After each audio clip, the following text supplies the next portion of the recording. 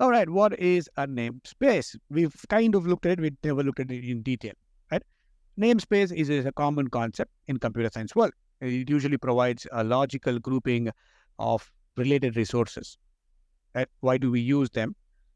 Namespaces are used to avoid your name collisions, usually. Resources within the same namespace should have unique names, but resources across namespaces can share names. I'm talking about generally in the Linux ecosystem or your computer science world. That's how we make use of namespaces. If I can quickly relate namespace, maybe with Azure, you can think of it as a resource group. You have a large physical cluster. You can divide that with virtual or logical clusters known as namespaces. What is the use case? Why do I need to do it? Say I have a large cluster, maybe not that large a cluster, maybe I have a 5-node cluster built for my development team. And maybe I have 5 or 6 development team running using the same cluster. Instead of creating one cluster for each dev team, I have 5 different teams. I create one large cluster to them. I give it to them. I don't have any concept of namespace. Everybody has the similar rights. Maybe I have 10 developers and they can all go and create depots, delete depots, create deployments, whatever they want to do. And now if I leave it all it is, as it is, without any namespace, without setting each namespace for everyone, I can have only one unique name. So for example, if I have my application as my app, developer 1 tries to deploy that pod, my app, and developer 5 comes and wants to modify that, and then it is his version of it. He's working on it. And he also tries to edit or deploy or modify my app. It says, hey, you can't do it because already there is a pod running out there. If I'm just doing this with the help of pods, it is fine. I am making use of label selectors. If I'm making use of deployments and replica sets, I'm making use of services which looks for label selectors. And if I also have same label selector, you also have same label selectors, and then all of us running on the same cluster, it is going to be a mess, right? My application template might be something else. I might be running a Nginx, you might be running a Redis, but with maybe the same labels. And then the selector doesn't mind what kind of template it is. It looks for your label selectors, and then those pods will get acquired by the selector. We have problems like this. How can I isolate? How can I divide my physical cluster into virtual groups where each one has individual access to what really they want? I can achieve that with the help of namespaces. When we create our cluster, when we do a bootstrap and set our cluster, Kubernetes creates 4 different type of default namespaces. One is known as default itself. There are a couple of others. You have your kube system, kube public, and kube node list. We're going to talk a little bit about that. So usually namespaces are used for avoiding your name collision and then share your resources. There is one concept of namespace we spoke about when we did the Docker, which provides us the isolation of system resources. That's at the Linux level, right? That is slightly different from what we are talking about. This we're talking about is you have a large physical cluster. You're logically or virtually dividing it as a smaller subsection of a cluster. Say if I have 10 developers and I know maybe 5 teams, I create 5 different namespaces and assign each development team each namespace. So now they can have their own section of the cluster where they can perform what they want to perform without stepping onto each other, right? That's at a very high level. That's the generic idea of namespace. When we create the cluster, it comes with 4 different namespaces. In Kubernetes, namespaces allow a single cluster to be shared between teams and projects logically with the help of what? Namespace. And what happens with the help of namespaces? They allow different applications, different teams, or different users to work in the same cluster. They also allow your cluster administrator to use namespaces to fix your quotas for that application. I can set my resources and quotas at the namespace level. So dev 1, maybe I have 1 terabyte of memory, and dev 1 team, maybe I want to give them around 200 MB or 200 GB of memory for them, for their application to run. I can divide it. I can set my quotas and put my limitation and restrictions at what? At the namespaces level. It gives the cluster administration a ease of managing your different users and different project teams using your cluster. If I get rid of the namespace, every other resources what were created in the namespace will also be lost. It gives me easier way of managing and doing things. So how do I look at what namespaces we have? If I say kubectl get ns, short for namespace, it gives you a few things. If I just do kubectl get pods, what it says is no resources found in default namespace. Whenever we log in there, generally, we log in into a default namespace that is set in our context. And when I don't mention the namespace under where, if I open the pod manifest, under the metadata is where we define which namespace. When I don't mention any namespace, it's optional value. By default, I create those pods inside the namespace called as default. When the cluster is set up, we have 4 namespaces. We understand what default is.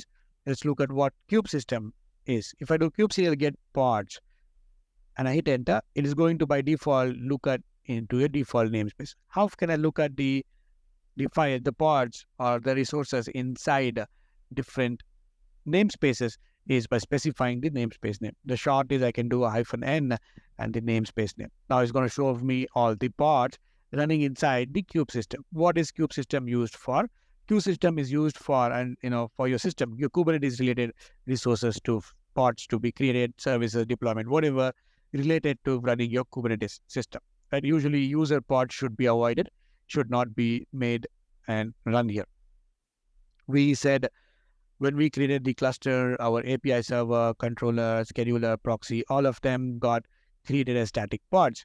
Where did they go? They all went to your kube system namespace. If you look at, you have my API server, I have my controller, scheduler, I have my ViewNet, I have my proxy, etcd, code DNS, all of the systems pods which are needed to run your Kubernetes cluster are there in kube system. It also created a couple of other namespaces which we generally don't use. Quickly, if I just do kube get ns, we have 2 more. That is kube public. All your publicly available information, publicly accessible information about your cluster is made available in your kube public. Maybe if I do for kubectl cluster info, this information is usually coming out of your kube public. All for information can be made available to public is part of your namespace. You also have another namespace created by default called as kube node list, but usually used by your Kubernetes internal for checking your node's heartbeat and stuff like that. But we have to worry about kube system. That is where our system related pods are. And then if we need to create more namespaces, how can I create? I can do that with the help of CLI. I can also do with the help of YAML files. I can say kubectl create and I do a help. It says what all can I create with the help of create.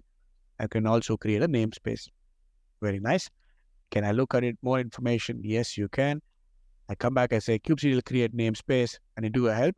It gives you an option. There's only a simple way of creating it. You can say ns or namespace, both are same. Right? So we kind of understand what namespaces are. It gives you a logical partition of your physical cluster. There are few resources which are namespace. I gave you an example of name collision of pods, right?